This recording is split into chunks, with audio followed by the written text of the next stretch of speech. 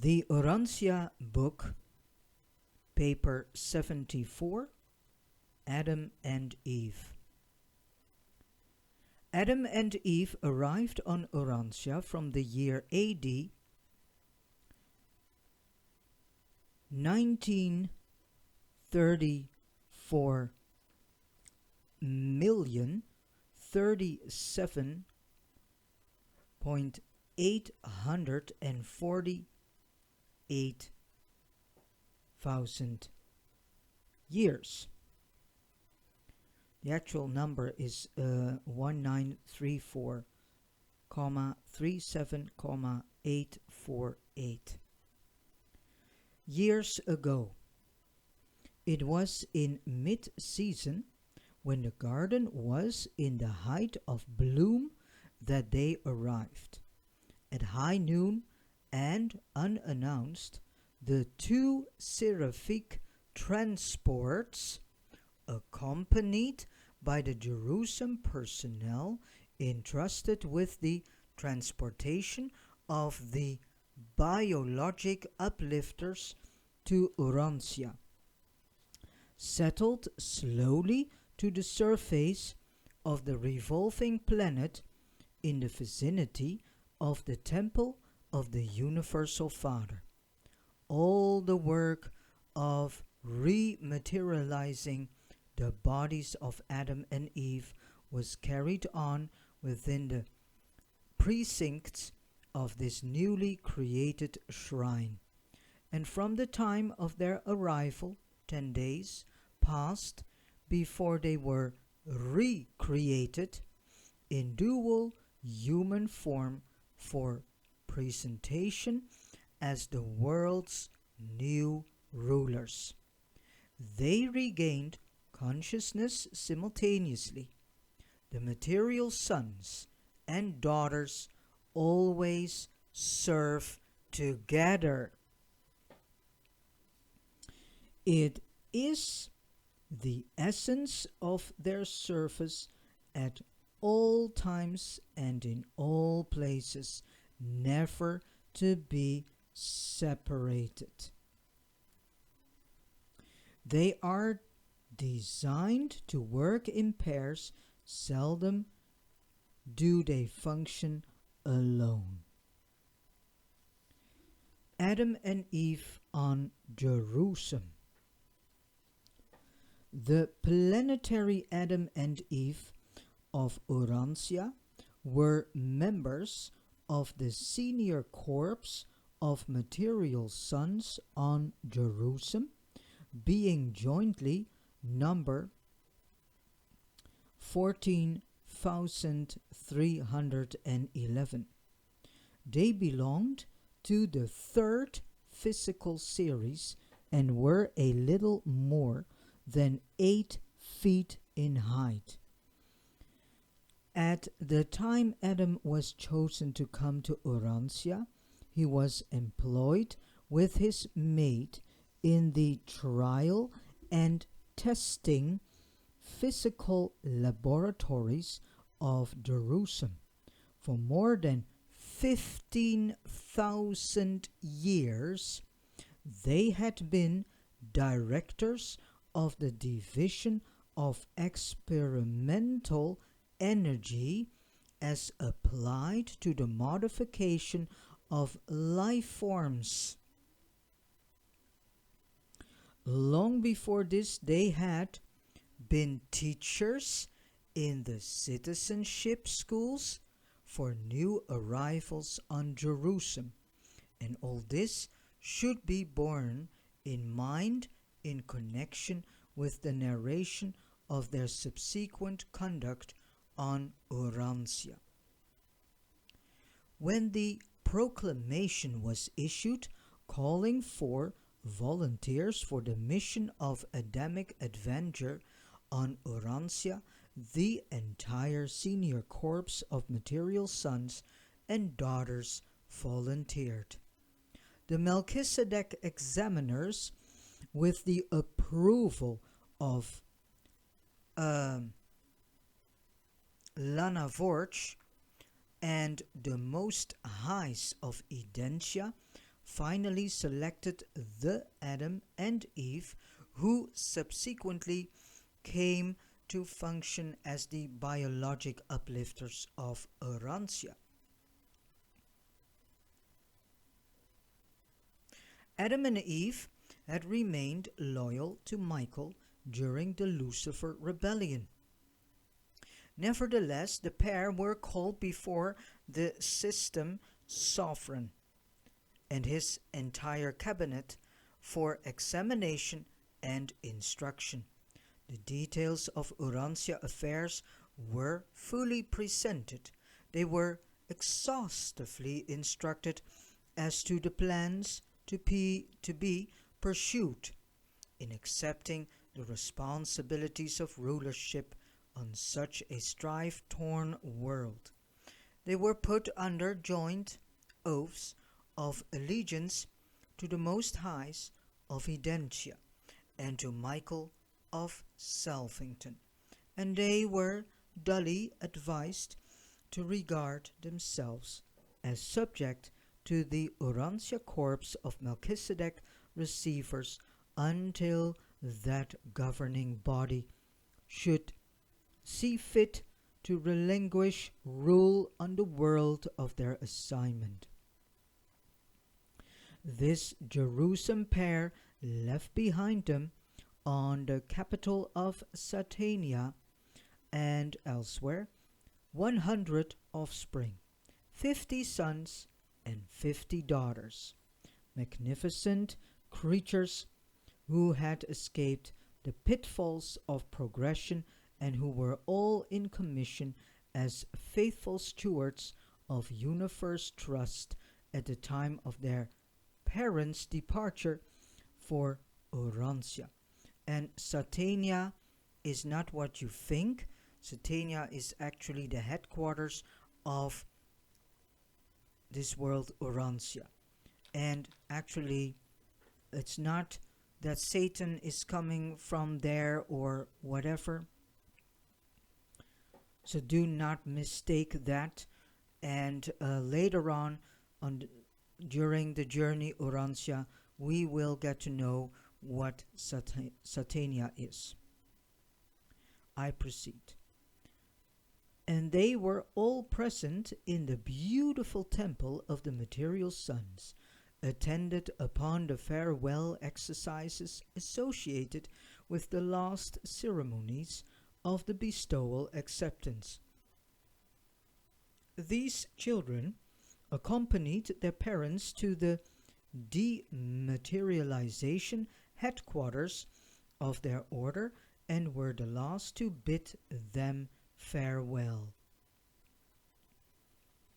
And divine speed as they fell asleep in the personality lapse of consciousness, which precedes the preparation for seraphic transport.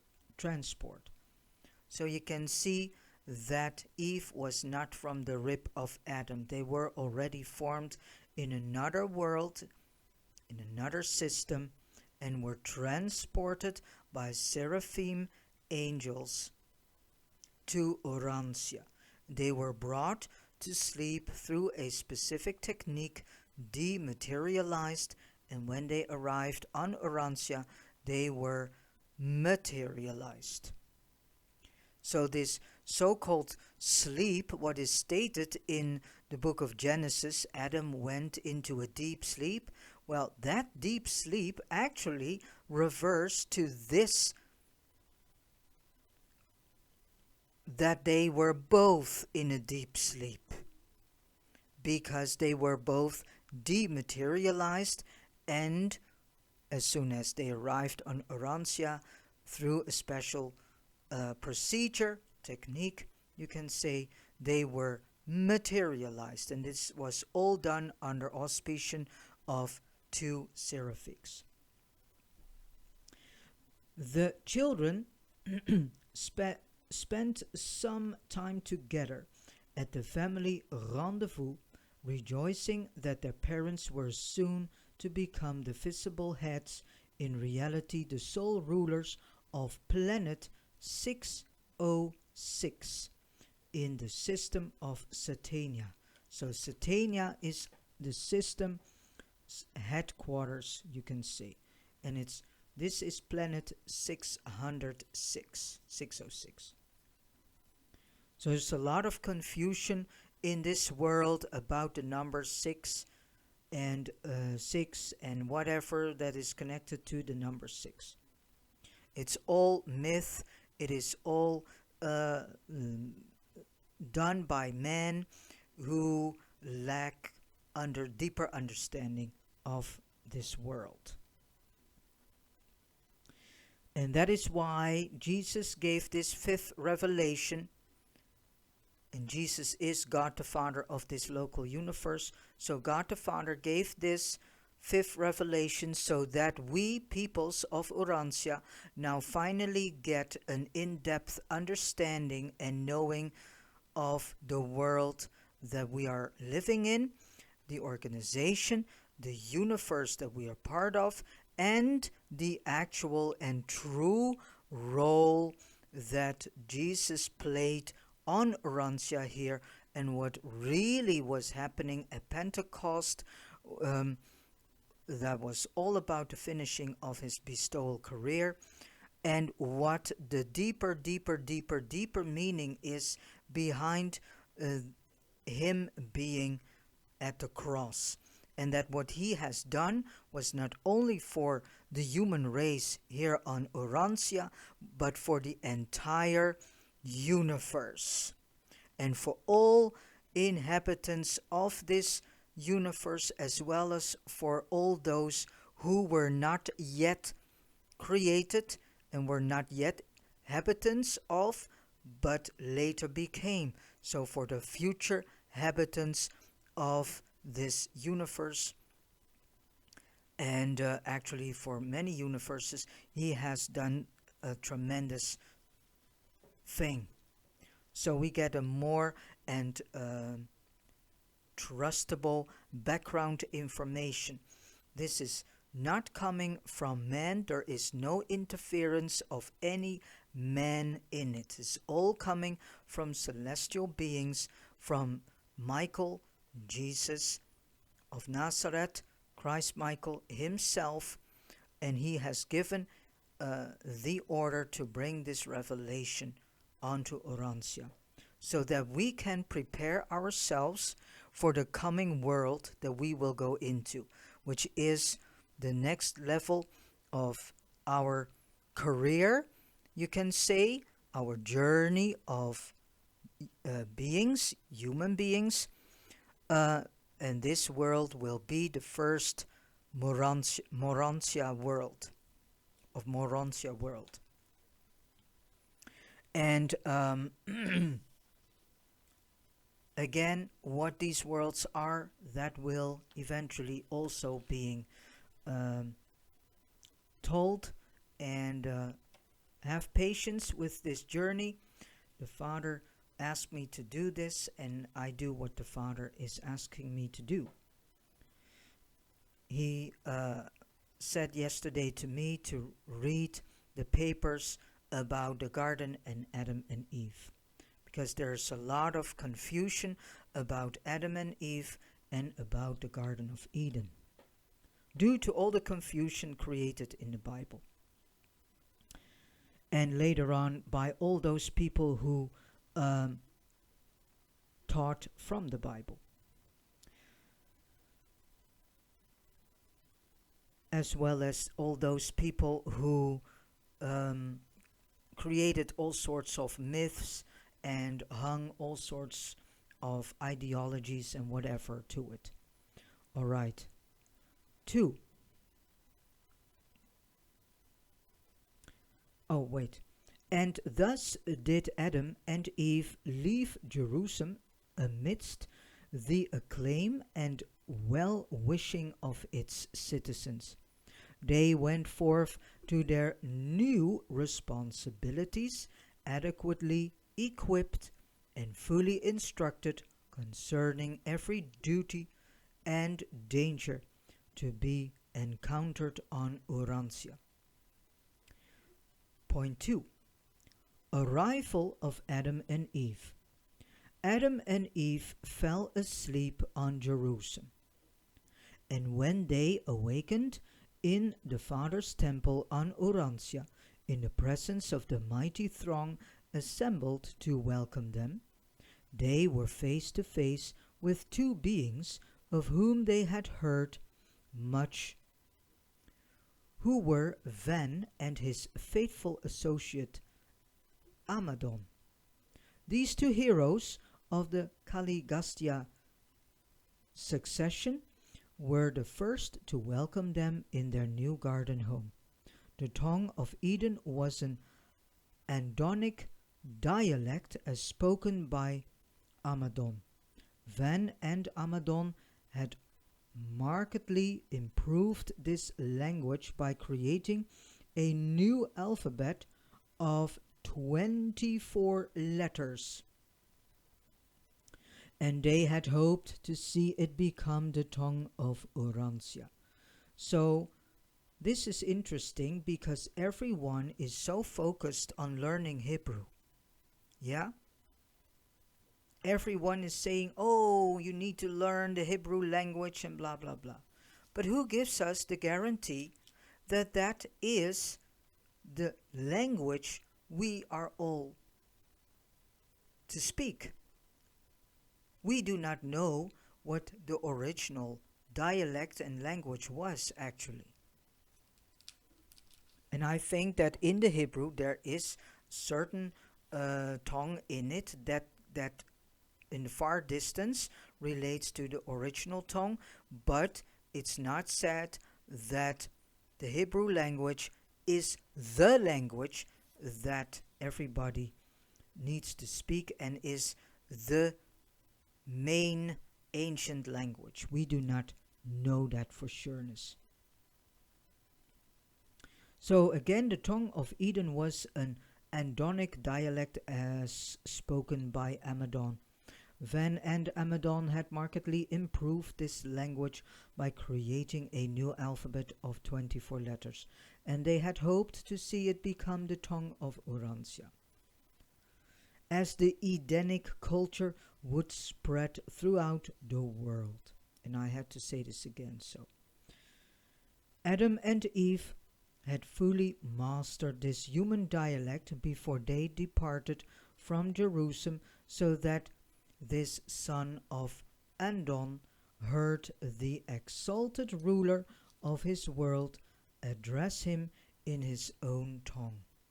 And on that day there was great excitement and joy throughout Eden as the rumors went in great haste to the rendezvous of the carrier pigeons assembled from near and far, shouting, "Let loose the birds! Let them carry the word that the promised Son has come." Hundreds of believers' settlements had faithfully, year after year, kept up the supply of these home-reared pigeons for just such an occasion. As the news of Adam's arrival spread abroad, thousands of the nearby tribesmen accepted the teachings of Van and Amadon, while for months and months pilgrims continued to pour into Eden to welcome Adam and Eve and to do homage to their unseen Father.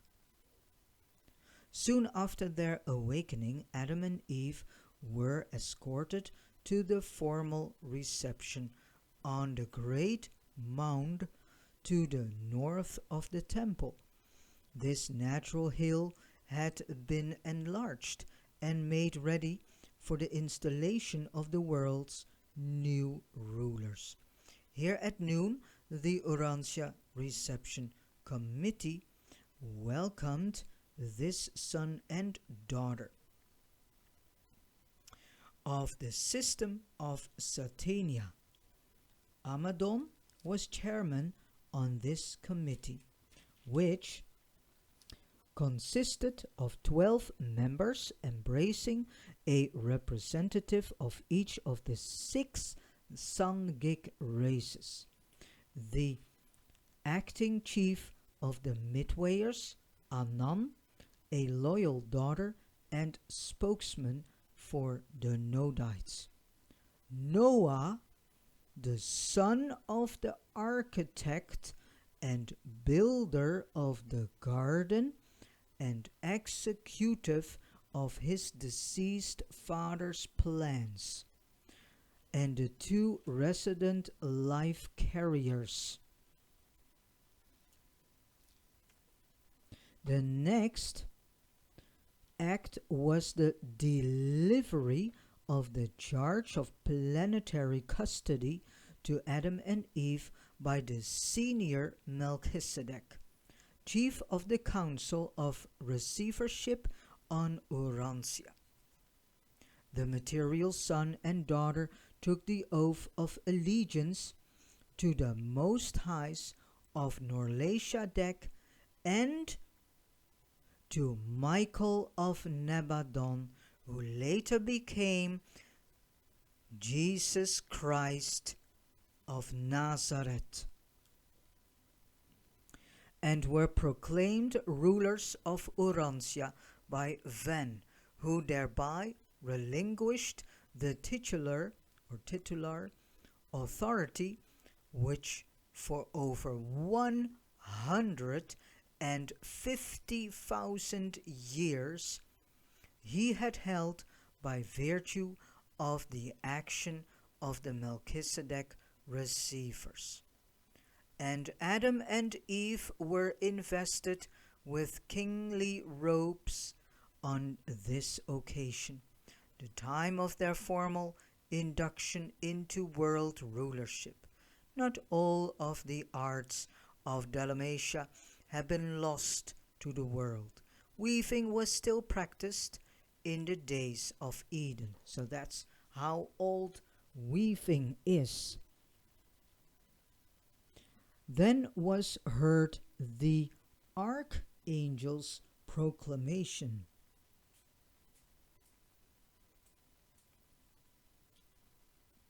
And the broadcast voice of Gabriel decreed the second judgment, roll call of Urantia, and the resurrection of the sleeping survivors of the second dispensation of grace and mercy on 606 of Satania, so on this planet 606. And these sleeping survivors are those who are being woken up in the Morontia world to continue their life there. The dispensation of the prince has passed the age of Adam.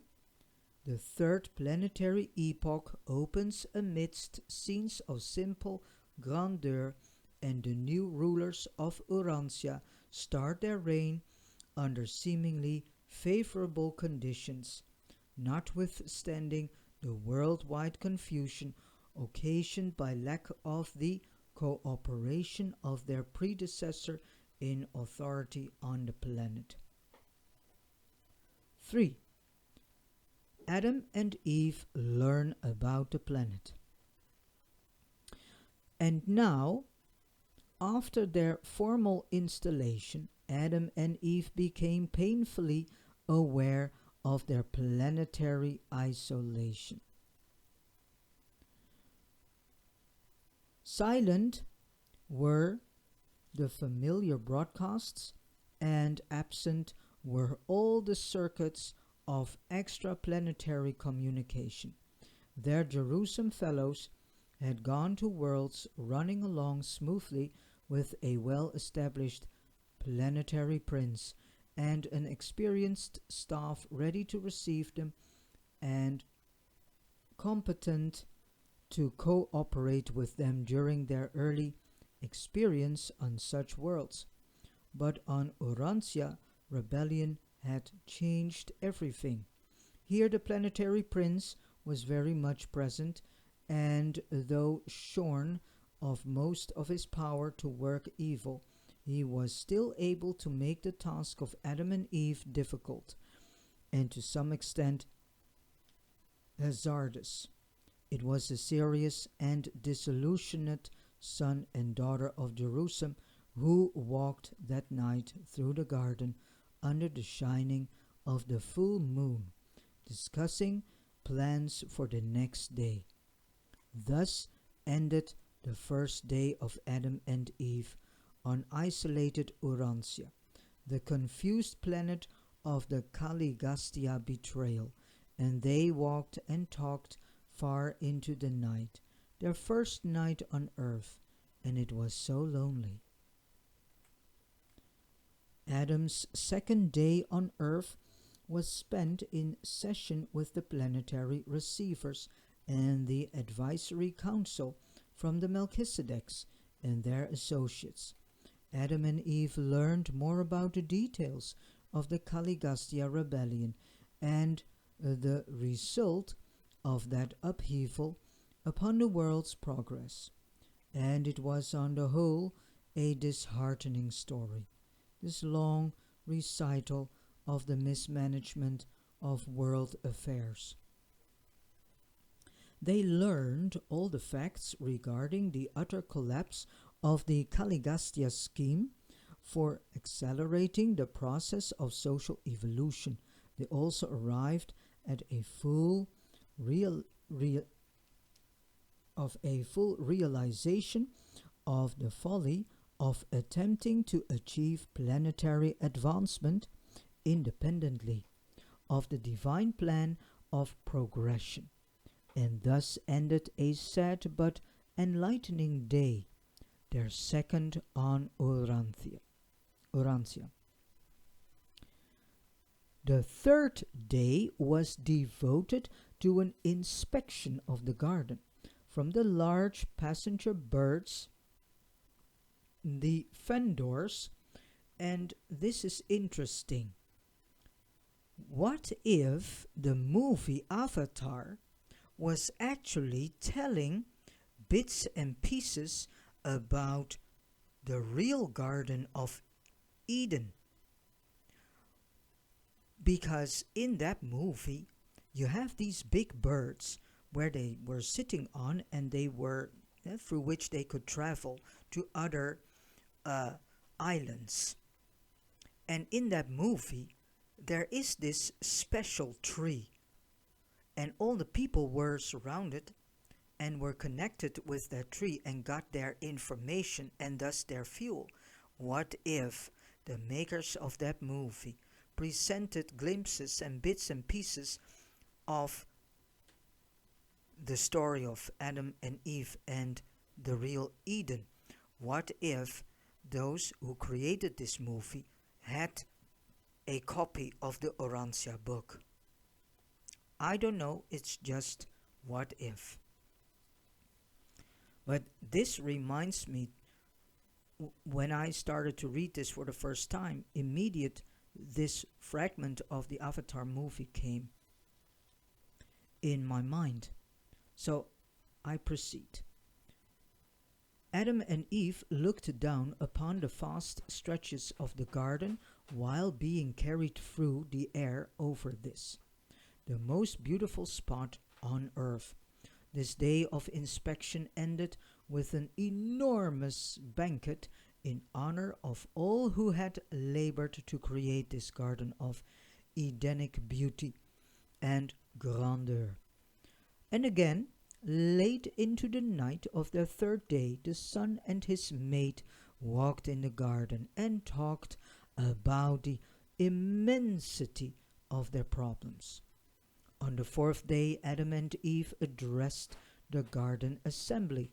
From the inaugural mount they spoke to the people concerning their plans for the rehabilitation of the world and outlined the methods whereby they would seek to redeem the social culture of Urantia from the low levels to which it had fallen as a result of sin and rebellion.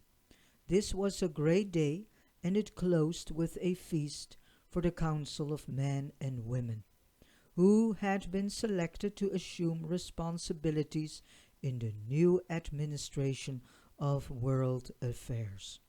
Take note, women as well as men were in this group. Yeah? So, this whole idea that is also stated in the Bible that women are not allowed to teach and to preach and to, give education and whatever, that is a lie.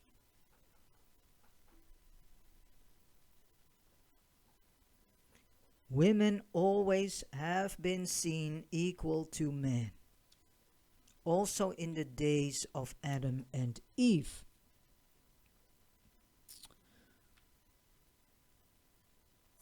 So again, take note, women as well as men were in this group, and that was the first time such a thing had occurred on earth since the days of Dalmatia. It was an astounding innovation to behold. Eve, a woman sharing the honors and responsibilities of world affairs with a man, and thus ended the fourth day on earth. So I also want to state here, it is clearly stated that Adam and Eve were all the days there. Yeah, not as what the book of Genesis is speaking of, that after a few hours Adam and Eve had to leave the garden and blah blah. And that they hardly were there for a day. Yeah, that is not true. The fifth day was occupied with the organization of the temporary government, the administration which was to function until the Melchizedek receivers should leave Urantia. The sixth day was devoted to an inspection of the numerous types of men and animals. Along the walls eastward in Eden, Adam and Eve were escorted all day, viewing the animal life of the planet and arriving at a better understanding as to what must be done to bring order out of the confusion of a world inhabited by such a variety of living creatures. It greatly surprised those who accompanied Adam on this trip to observe how fully he understood the nature and function of the thousands upon thousands of animals shown him. The instant he glanced at an animal, he would indicate its nature and behavior. Adam could give names descriptive of the origin, nature, and function of all material creatures on sight. Those who conducted him on this tour of inspection did not know that the world's new ruler was one of the most expert anatomists of all Satania, and Eve was equally provisioned. Adam amazed his associates by describing hosts of living things too small to be seen by human eyes. When the sixth day of their sojourn on earth was over, Adam and Eve rested for the first time in their new home, the east of Eden. If you hear background, that's because of two kitties. The first 6 days of the Urantia adventure had been very busy, and they looked forward with great pleasure to an entire day of freedom from all activities. But circumstances dictated otherwise. The experience of the day just past, in which Adam had so intelligently and so exhaustively discussed the animal life on and off Urantia, together with his masterly inaugural address and his charming manner, had so won the hearts and overcome the intellects of the garden dwellers that they were not only wholeheartedly disposed to accept the newly arrived son and daughter of Jerusalem as rulers, but the majority were about ready to fall down and worship them as gods. And then gods with little g. 4. The first upheaval. That night, the night following the 6th day, while Adam and Eve slumbered, strange things were transpiring in the vicinity of the Father's temple, in the central sector of Eden. There, under the rays of the mellow moon, hundreds of enthusiastic and excited men and women listened for hours to the impassionate pleas of their leaders. They meant well, but they simply could not understand the simplicity of the fraternal and democratic manner of their new rulers. And long before daybreak, the new and temporary administrators of world affairs reached a virtually unanimous conclusion that Adam and his mate were altogether too modest and unassuming. They decided that divinity had descended to earth in bodily form, that Adam and Eve were in reality gods, or else so near such an estate as to be worthy of reverent worship. So here you can clearly hear, and in this case read, that they didn't understand Adam and Eve nor the purpose of why they were here, and they didn't understood their plans. And so, due to lack of deeper understanding, the peoples created this image and started to see them as so-called gods.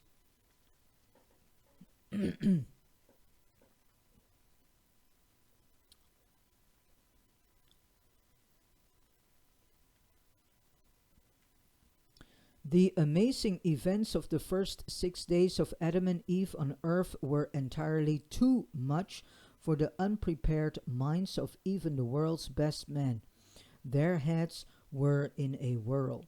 They were swept along with the proposal to bring the noble pair up to the Father's temple at high noon, in order that everyone might bow down in respectful worship and prostrate themselves in humble submission, and the garden dwellers were really sincere in all of this. Van protested. Amadon was absent, being in charge of the guard of honor which had remained behind with Adam and Eve overnight. But Van's protest was swept aside. He was told that he was likewise too modest, too unassuming, that he was not far from a god himself, else how had he lived so long on earth? And how had he brought about such a great event as the advent of Adam? And as the excited Edenites were about to seize him and carry him up to the mount for adoration, Van made his way out through the throng, and being able to communicate with the Midwayers, sent their leader in great haste to Adam. It was near the dawn of their seventh day on earth that Adam and Eve heard the startling news of the proposal of these well meaning but misguided mortals. Misguided mortals, yeah? So Van was very against this whole idea of worship, yeah? So get this very clear in your mind. He didn't want the mortals to bow down and worship Adam and Eve and starting to see them as so-called gods. He was against it.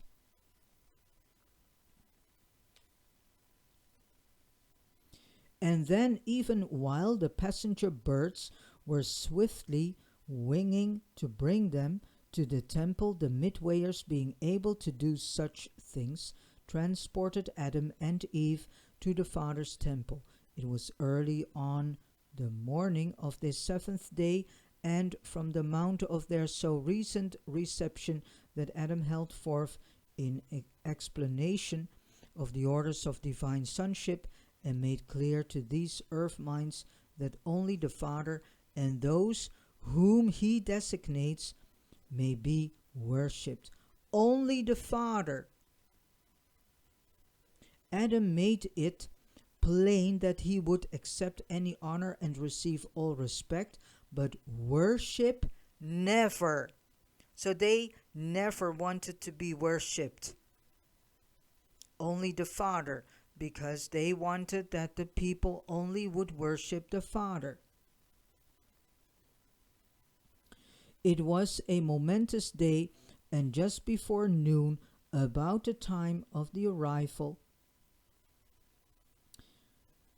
of the seraphic messenger bearing the Jerusalem acknowledgement of the installation of the world's rulers.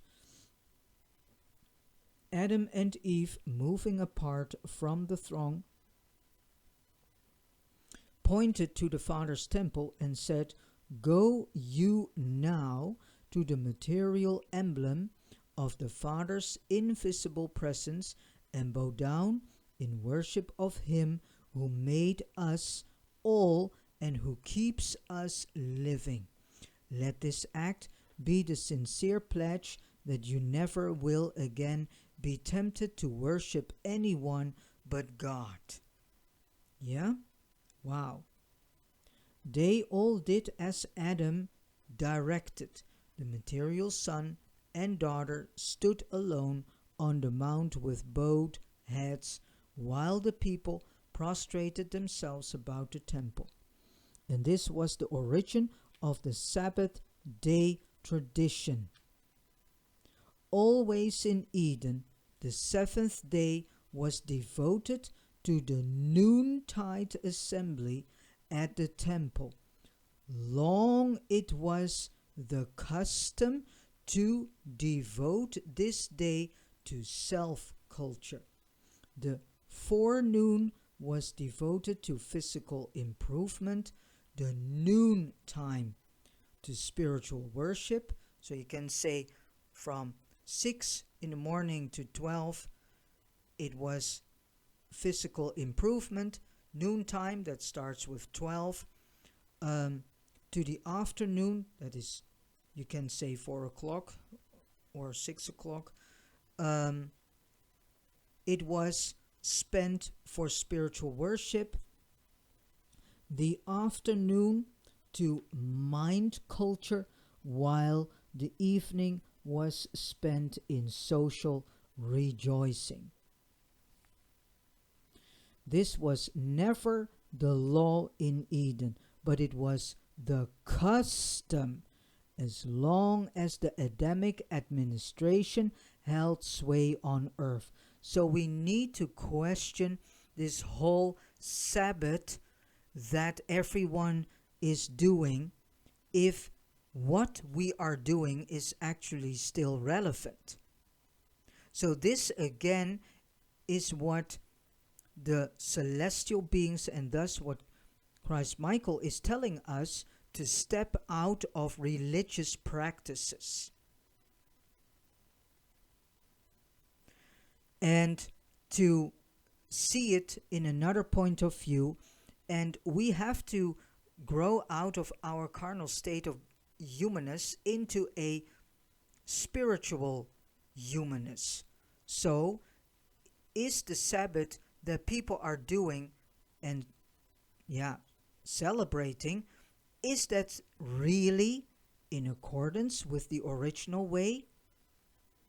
And what it is stated here, it in the days of Adam and Eve, it was not a law but a custom. Nowadays, people say it is a law. You need to do Sabbath because it's part of the law. It is in the Ten Commandments stated, but the idea of Sabbath and how people practice Sabbath these days, is that able to do? No, not in the way as we have read so far and in how we have to do it.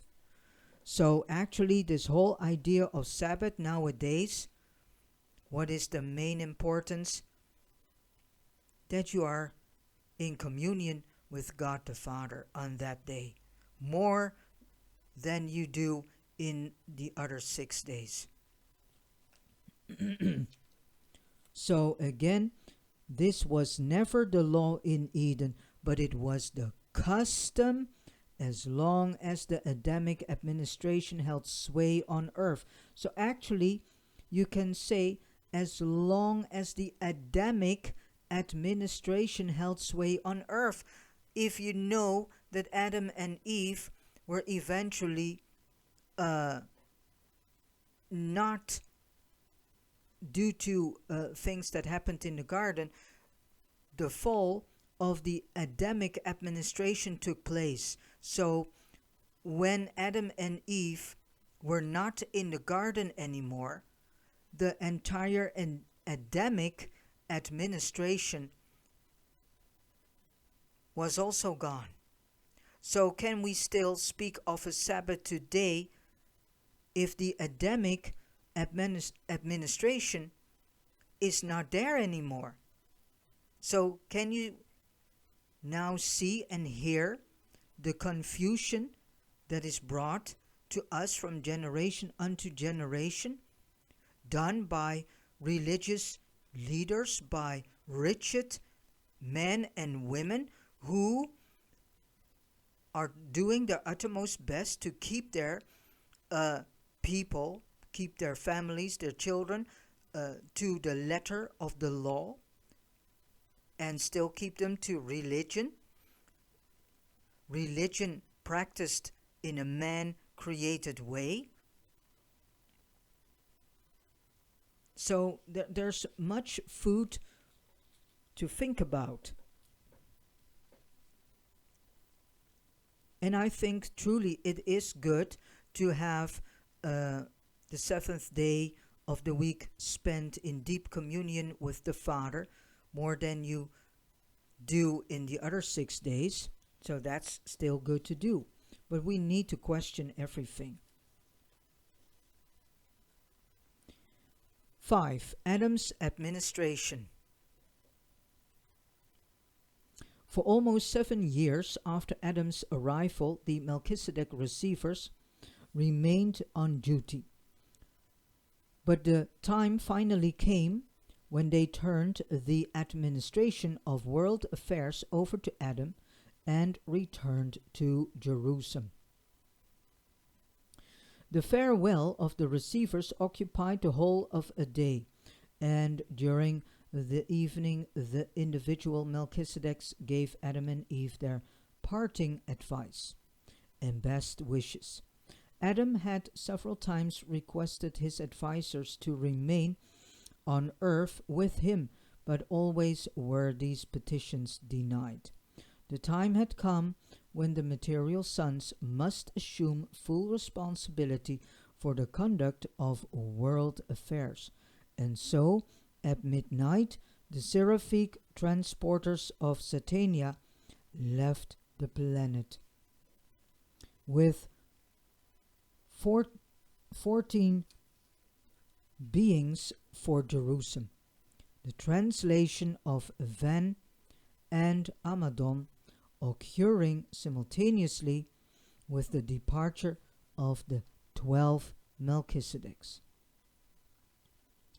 All went fairly well for a time on Urantia, and it appeared that Adam would eventually be able to develop some plan for promoting the gradual extension of the Edenic civilization. Pursuant to the advice of the Melchizedeks, he began to foster the arts of manufacturer with the idea of developing trade relations with the outside world. When Eden was disrupted, there were over 100 primitive manufacturing plants in operation, and extensive trade relations with the nearby tribes had been established. For ages, Adam and Eve had been instructed in the technique of improving a world in readiness for their specialized contributions to the advancement of evolutionary civilization. But now they were face to face with pressing problems, such as the establishment of law and order in a world of savages, barbarians, and semi-civilized human beings. Aside from the cream of the Earth's population assembled in the garden, only a few groups here and there were at all ready for the reception of the Adamic culture. Adam made a heroic and determined effort to establish a world government, but he met with stubborn resistance at every turn. So here we can see how the agendas of dark and evil are copying this whole idea of world government. And their world government is sinister, is dark, and is evil, and will bring everyone to the slaughterhouse. Humans, animals, trees, plants, all will go to the slaughterhouse. So here we can see how, again, the agendas of evil and dark are copying this idea of world government.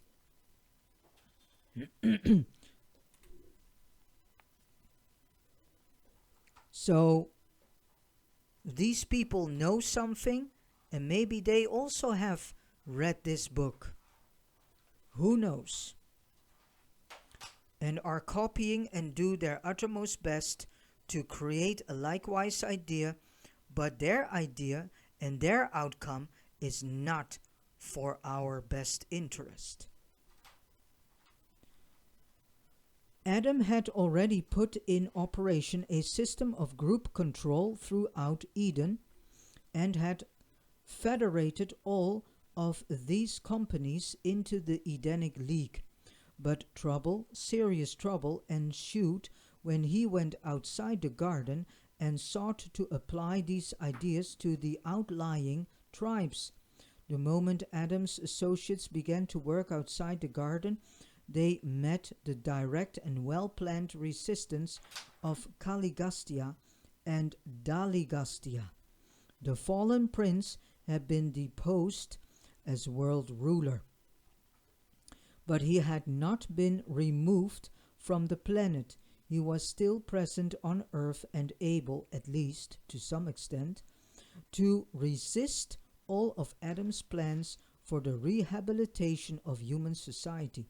Adam tried to warn the races against Caligastia, but the task was made very difficult because this arch-enemy was invisible to the eyes of mortals. Even among the Edenites, there were those confused minds that leaned toward the Kaligastya teaching of unbridled personal liberty. This was not really a teaching of Kaligastya. This was taught by Lucifer to Kaligastya. So this whole idea of personal liberty is directly coming from Lucifer's mind and agenda. And Kaligastya and Daligastya were poisoned by the mind of Lucifer. So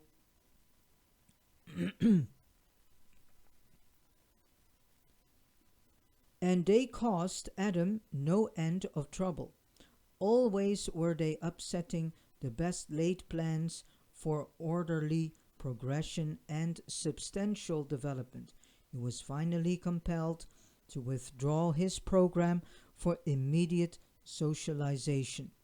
He fell back on Van's method of organization, dividing the Edenites into companies of 100 with captains over each and with lieutenants in charge of groups of 10.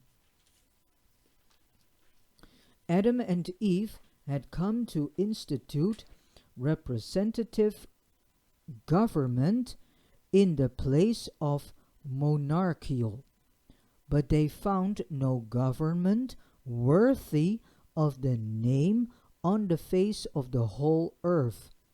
For the time being, Adam abandoned all effort to establish a representative government, and before the collapse of the Edenic regime, he succeeded in establishing almost 100 outlying trade and social centers.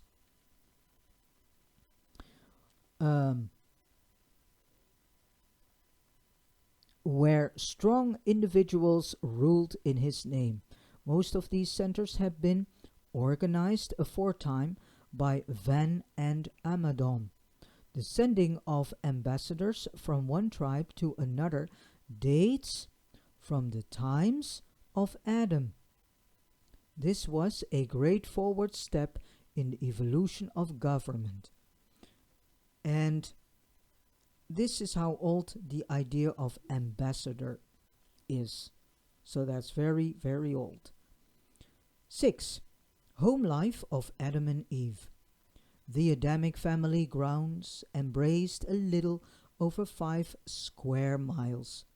Immediately surrounding this home site, provision had been made for the care of more than 300,000 of the pure line offspring, but only the first unit of the projected buildings was ever constructed. Before the size of the Adamic family outgrew these early provisions, the whole Edenic plan had been disrupted and the garden vacated. Adamson was the firstborn of the violet race of Urantia, being followed by his sister and Eveson, the second son of Adam and Eve. Eve was the mother of 5 children before the Melchizedeks left, 3 sons and 2 daughters. The next 2 were twins. She bore 63 children, 32 daughters and 31 sons before the default. When Adam and Eve left the garden, their family consisted of 4 generations numbering 1,647 pure line descendants. They had 42 children after leaving the garden, besides the 2 offspring of joined parentage with the mortal stock of earth, and this does not include the Adamic parentage to the nodite and evolutionary races. The Adamic children did not take milk from animals when they ceased to nurse the mother's breast at 1 year of age. Eve had access to the milk of a great variety of nuts and to the juices of many fruits, and knowing full well the chemistry and energy of these foods, she suitably combined them for the nourishment of her children until the appearance of teeth. So, what we see now is that all this is coming back: almond milk, coconut milk, uh, soy milk, which I would not prefer because soy is not something to eat nor to drink, rice milk.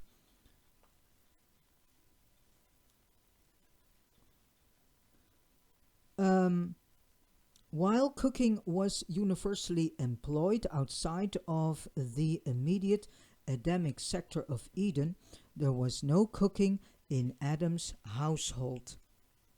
They found their foods, which were fruits, nuts, and cereals, ready prepared as they ripened. They ate once a day, shortly after noontime. Adam and Eve also imbibed light and energy directly from certain space emanations in conjunction with the ministry of the tree of life. The bodies of Adam and Eve gave forth a shimmer of light, but they always were clothing in conformity with the custom of their associates. Though wearing very little during the day, at eventide they donned night wraps.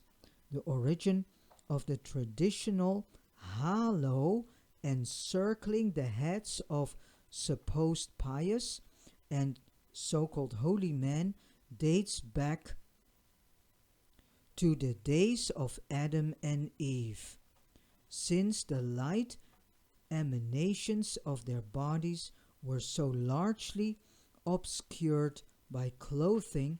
Only the radiating glow from their heads was discernible. The descendants of Adamson always thus portrayed their concept of individuals believed to be extraordinary in spiritual development. So now we also know the origin of this halo. Adam and Eve could communicate with each other and with their immediate children over a distance of about 50 miles. This thought exchange was effected by means of the delicate gas chambers located in close proximity to their brain structure. By this mechanism, they could send and receive thought oscillations, but this power was instantly suspended upon the mind's surrender to the discord and disruption of evil. The Adamic children attended their own schools until they were 16, the younger being taught by the elder.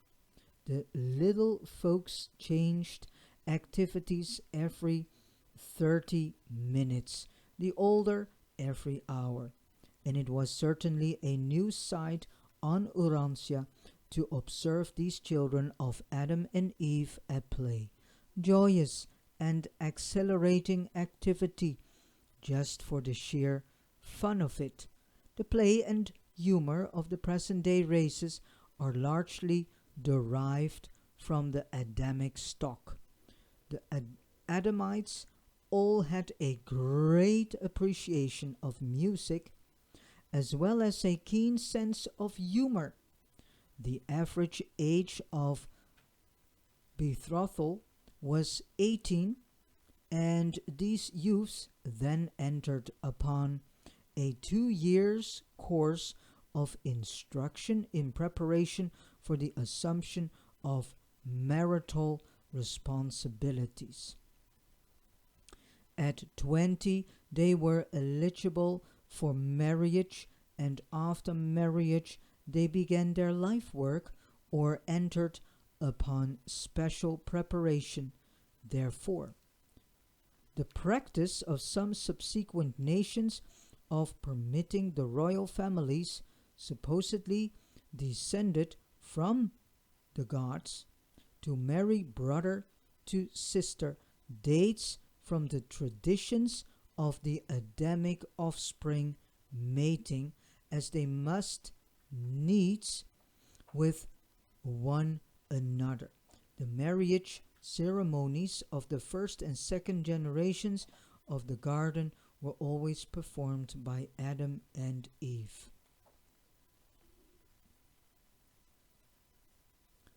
Point 7.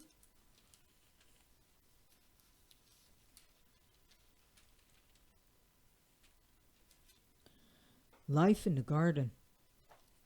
The children of Adam, except for 4 years, attendance at the Western schools, lived and worked in the east of Eden. They were trained intellectually until they were 16 in accordance with the methods of the Jerusalem schools.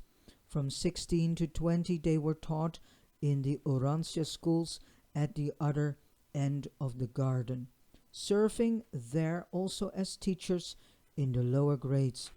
The entire purpose of the Western school system of the garden was socialization.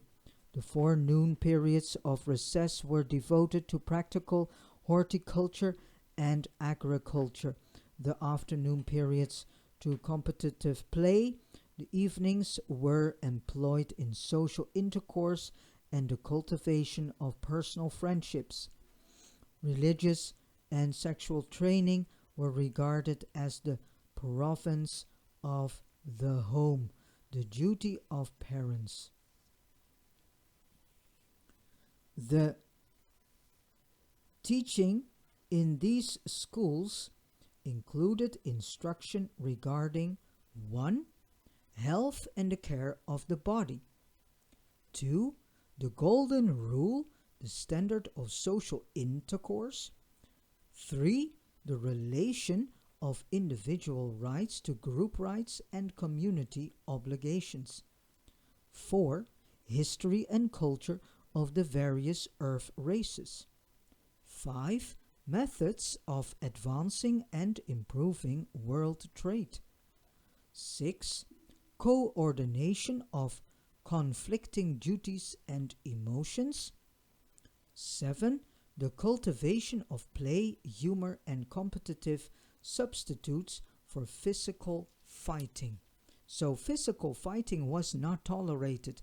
So the people learned how to control their emotions in a healthy way, how to give response to their emotions in a healthy way, and thus through the cultivation of play, humor, and competitive substitutes, they learned to to release energies of anger or frustration during these plays, instead of going fist by fist with each other. The schools, in fact, every activity of the garden, were always open to visitors. Unarmed observers were freely admitted to Eden for short visits. To sojourn in the garden, a Orancian had to be adopted. He received instructions in the plan and purpose of the Adamic bestowal, signified his intention to adhere to this mission, and then made declaration of loyalty to the social rule of Adam and the spiritual sovereignty of the universal Father. The laws of the garden were based on the older codes of Dalmatia and were promulgated under 7 heads. 1. The laws of health and sanitation. 2. The social regulations of the garden. 3. The code of trade and commerce. 4. The laws of fair play and competition. 5. The laws of home life. And 6. The civil codes of the Golden Rule. And 7. The 7 commands of supreme moral rule.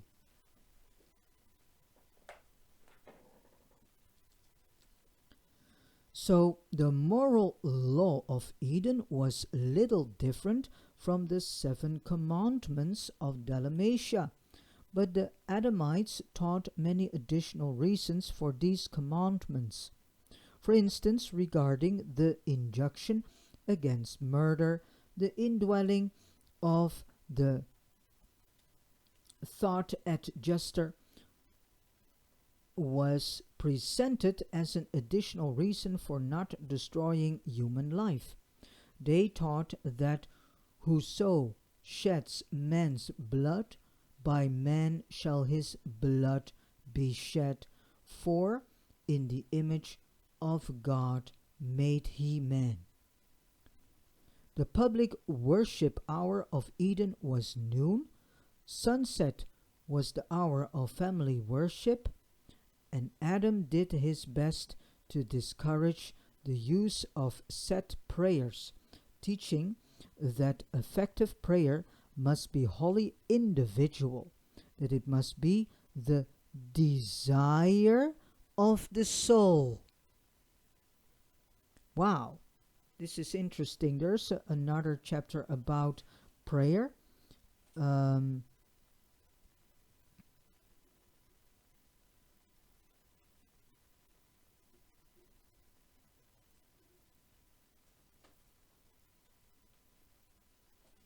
So again, Adam did his best to discourage the use of set prayers, teaching that effective prayer must be wholly individual, that it must be the desire of the soul.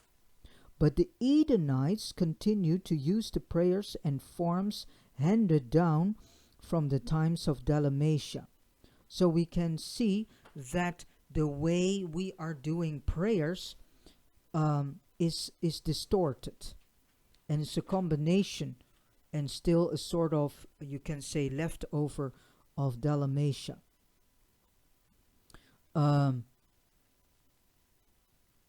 Adam also endeavored to substitute the offerings of the fruit of the land for the blood sacrifices in the religious ceremonies, but had made little progress before the disruption of the garden. So Adam was about to see through that there came an end to these blood sacrifices, animal blood sacrifices and also human blood sacrifices. He didn't want that. He was like, just present fruit of the land. Adam endeavored to teach the races sex equality. The way Eve worked by the side of her husband made a profound impression upon all dwellers in the garden. Adam definitely taught them that the woman, equally with the man, contributes those life factors which unite, to form a new being. Theretofore, mankind had presumed that all procreation resided in the loins of the father. They had looked upon the mother as being merely a provision for nurturing the unborn and nursing the newborn. And this is in some way, shape, or form still going on, this idea in today's life. Adam taught his temporaries all they could comprehend, but that was not very much. Comparatively speaking, nevertheless, the more intelligent of the races of Earth looked forward eagerly to the time when they would be permitted to intermarry with the superior children of the violet race, and what a different world Urantia would have become if this great plan of uplifting the races had been carried out. So, what was the goal of Adam and Eve? Actually, to uplift all the races here on Urantia, or better known as Earth. To uplift them, to bring them all into new levels of their existence and into the beginning stages of becoming a spiritual human being. Even and with this, to undo actually weakness and all these things that were actually a disruption in the survival of a human being. Even as it was, tremendous gains resulted from the small amount of the blood of this imported race, which the evolutionary peoples incidentally secured. And thus did Adam work for the welfare and uplift of the world of his sojourn. But it was a difficult task to lead these mixed and mongrel peoples in the better way. 8. The legend of creation. The story of the creation of Urantia in 6 days was based on the tradition that Adam and Eve had just spent 6 days in their initial survey of the garden. This circumstance lent almost sacred sanction to the time period of the week which had been originally introduced by the Dalmatians. Adam's spending 6 days inspecting the garden and formulating preliminary plans for organization was not prearranged. It was worked out from day to day. The choosing of the 7th day for worship was wholly incidental to the facts herewith narrated. The legend of the making of the world in 6 days was an afterthought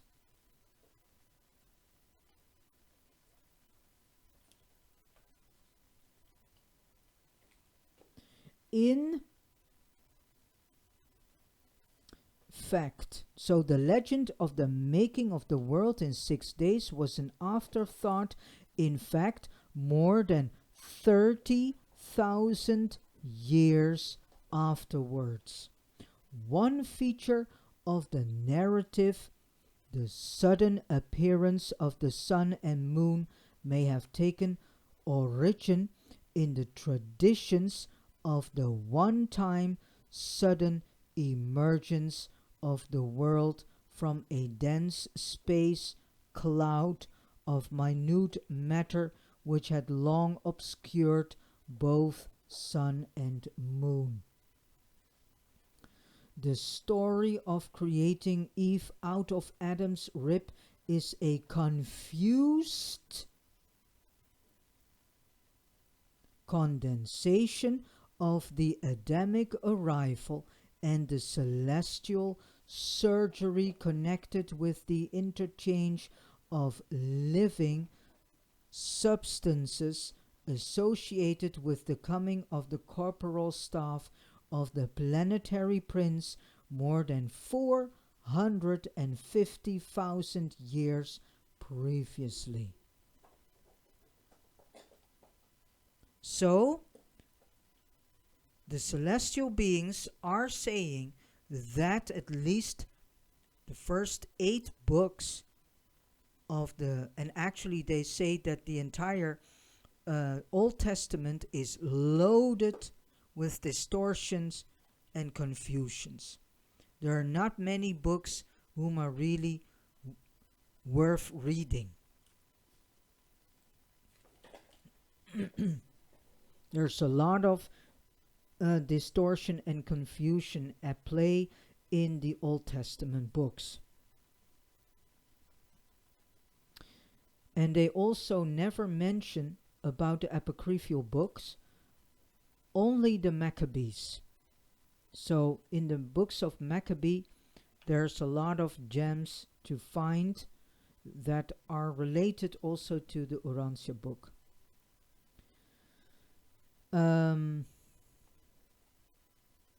The majority of the world's peoples have been influenced by the tradition that Adam and Eve had physical forms created for them upon their arrival on Urantia. So have been influenced. Let us keep that in mind. The belief in man's having been created from clay was well nigh universal in the Eastern Hemisphere. This tradition can be traced from the Philippine Islands around the world to Africa, and many groups accepted this story of man's clay origin by some form of special creation in the place of the earlier beliefs in progressive creation evolution. So here we can see that we have to ask questions about this book known as so-called Bible, known as so-called Holy Book. We need to question everything that is stated in that book. And I do not want to say throw it in the trash bin. There are still things that can be worth, to read, and you still can get some information out of it that you can use.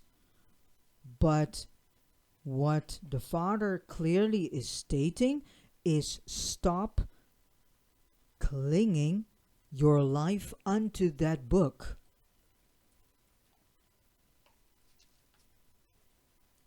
There are still valuable gems to find in the Holy Bible, but do not take the Holy Bible as the Word of God, because that's not so the case. As we can read here already, and in the audio videos that I've presented from other chapters of the Urantia book, it's also being coming in front that the Bible is a book that represents a collection of stories from people that were inspired in some way, shape, or form, and that were not so much inspired.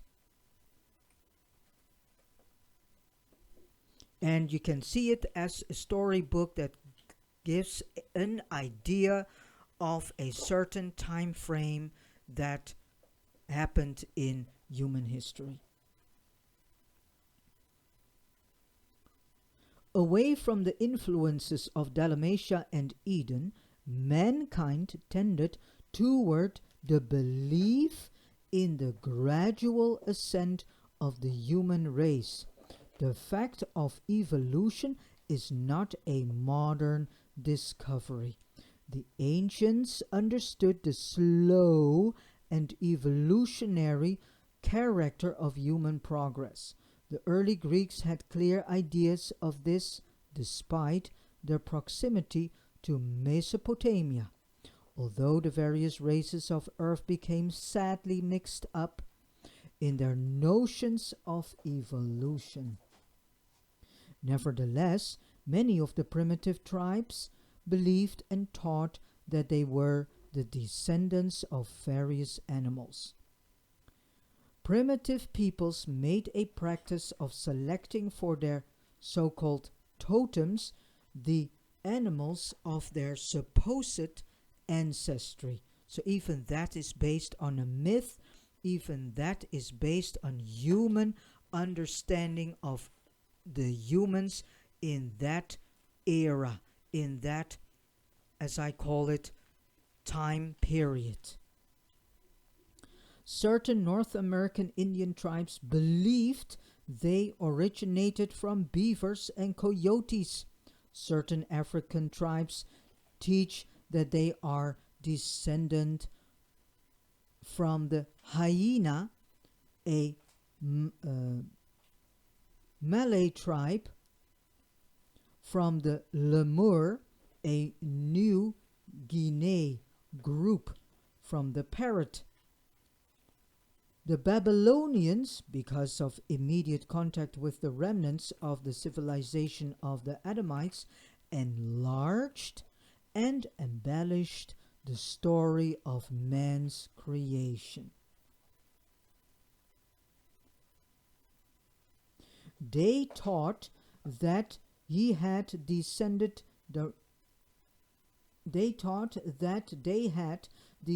directly from the gods.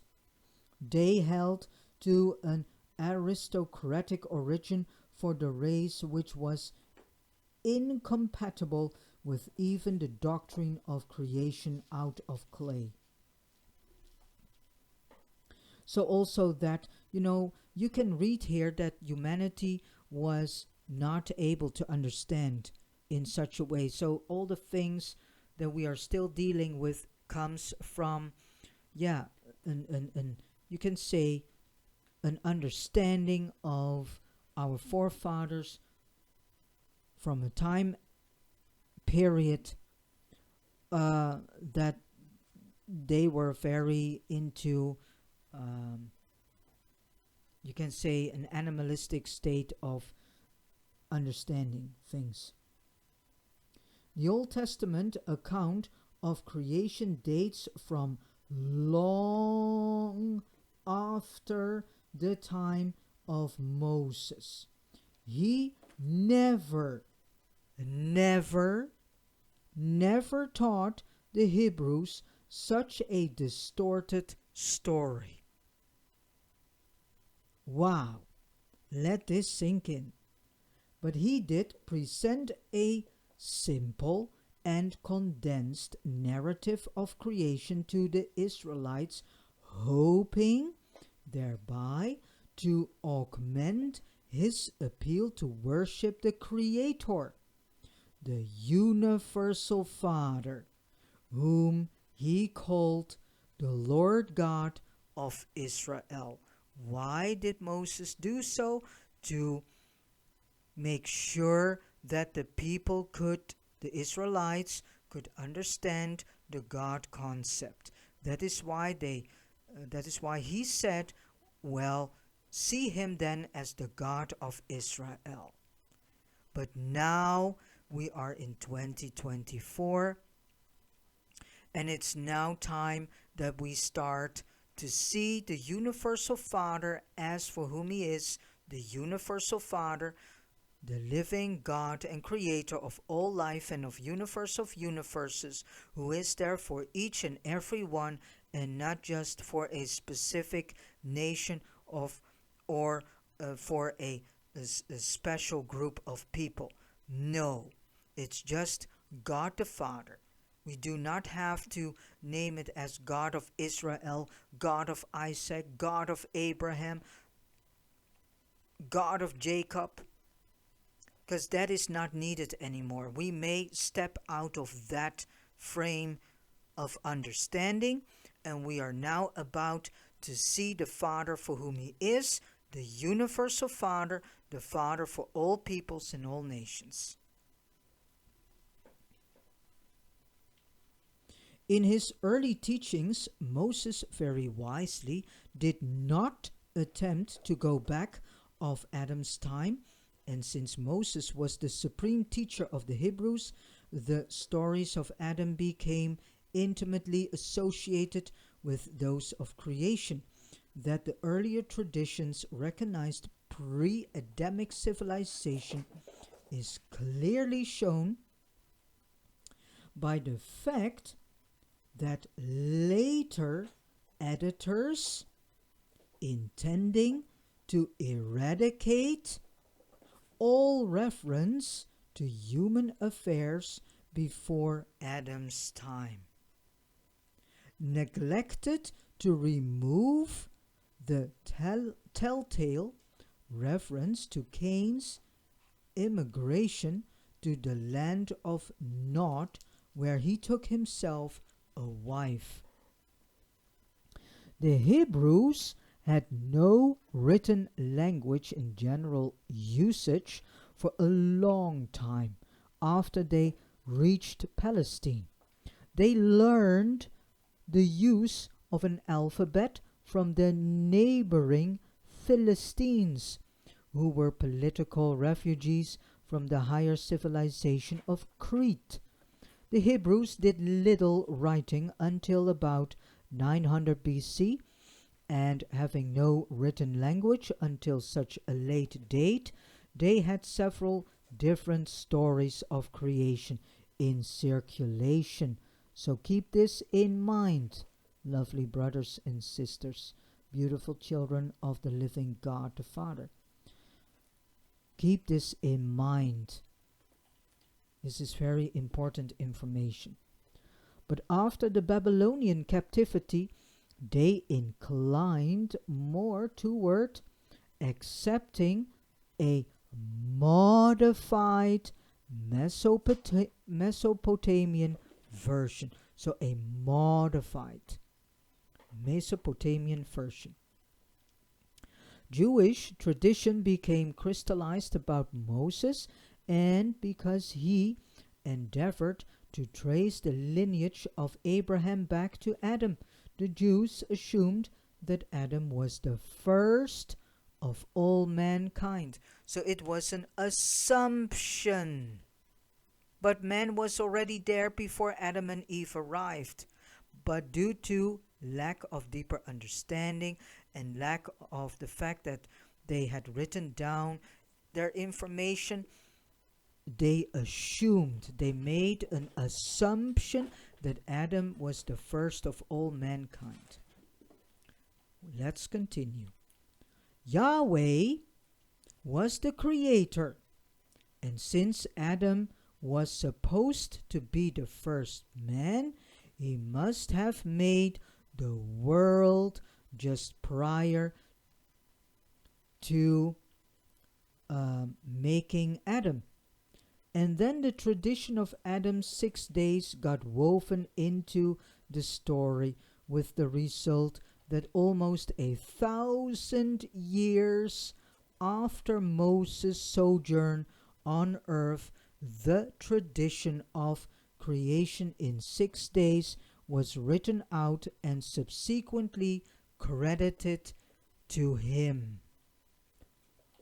which was not in the meaning to be done so.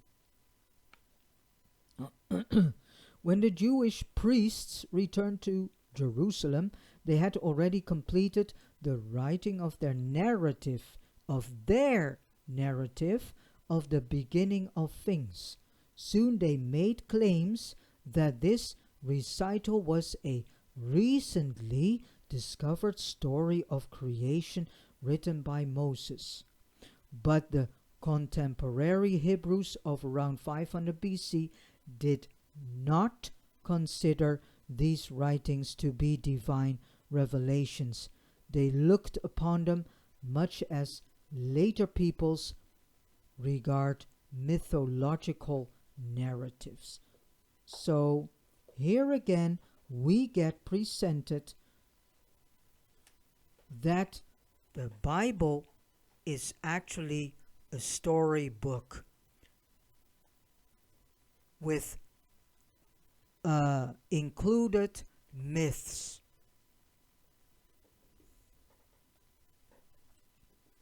So there's some gems of truth in it, and the majority is based on man created narratives, myths, assumptions, and so on.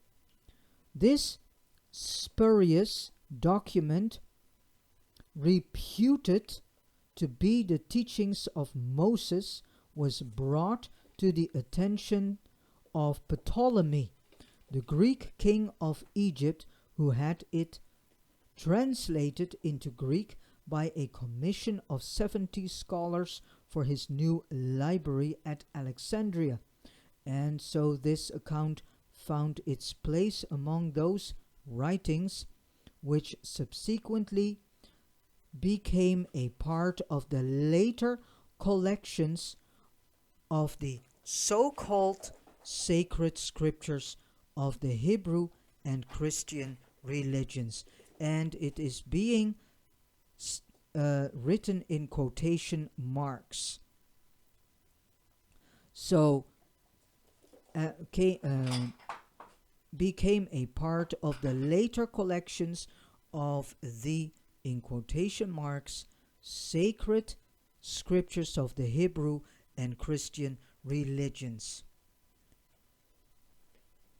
So there you can see it is all a man-created thing.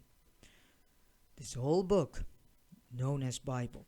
And through identification with these theological systems, such concepts for a long time profoundly influenced the philosophy of many Occidental peoples, and this influence is still going on.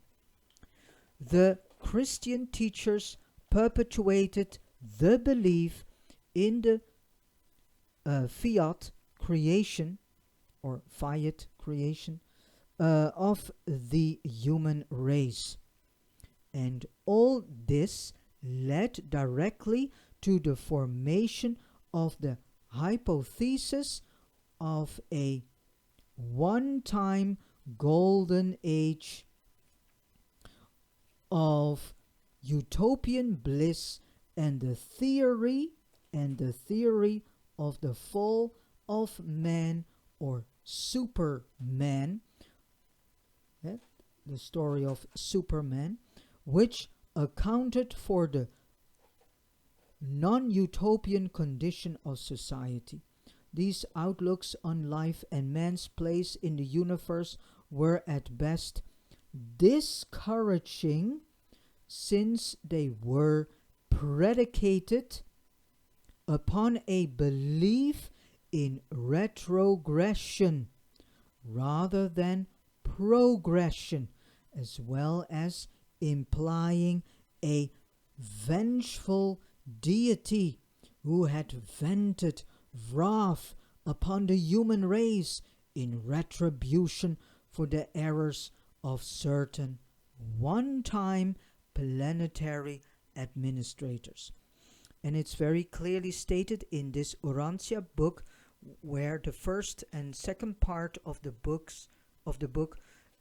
is all about the creation of this local universe and other universes, and the attributes of the living God, his personalities, and whom he actually is. And he is just a loving Father who forgives our sins, and to whom we do not have to do any sacrifice for sin or whatsoever. He doesn't want that.